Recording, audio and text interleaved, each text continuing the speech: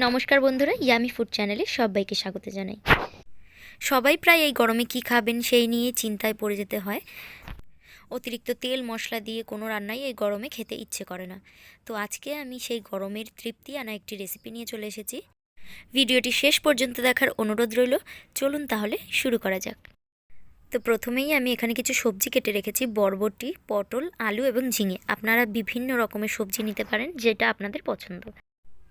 এরপরে কড়াইতে পরিমাণ মতো তেল গরম করে নিচ্ছি।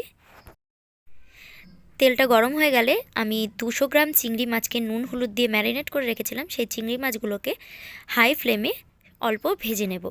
চিংড়ি মাছগুলোকে খুব বেশি ভাজবো না, তাহলে একটু রাবার টাইপের খেতে লাগবে। চিংড়ি মাছগুলোকে হালকা লাল করে ভেজে নিয়ে নামিয়ে নিচ্ছি।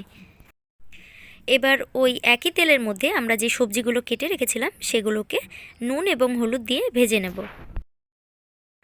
সবজিগুলো ভাজা হয়ে গেলে নামিয়ে নেব। তারপরে ওই একই কড়াইয়ের মধ্যে আমি 2 টেবিল স্পুনের মতো সর্ষের তেল দিয়ে দেবো। তেলটাকে গরম করে ফোড়নে আমি দিয়ে দিচ্ছি কালো জিরে।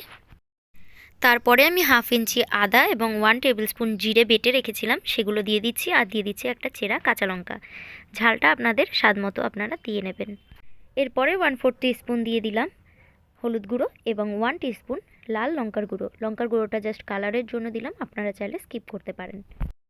এরপরে সবজিগুলোকে খুব ভালো করে মশলাটার সাথে কষিয়ে নিতে হবে। সবজিগুলোকে মশলার সাথে খুব ভালো করে মিশিয়ে নিয়ে তারপরে এর মধ্যে পরিমাণ মতো জল দিয়ে নিতে হবে। যেহেতু এটা একটু পাতলা ঝোল হবে, তাই আমি জলের পরিমাণটা একটু বেশিই দেব।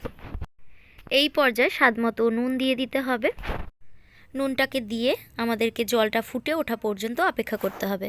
জলটা ফুটে যখন একটু ঘন হয়ে আসবে, সেই পর্যায়ে এর মধ্যে আমরা যে ভাজা চিংড়ি মাছগুলো রেখেছিলাম সেগুলো এর মধ্যে দিয়ে দিচ্ছি।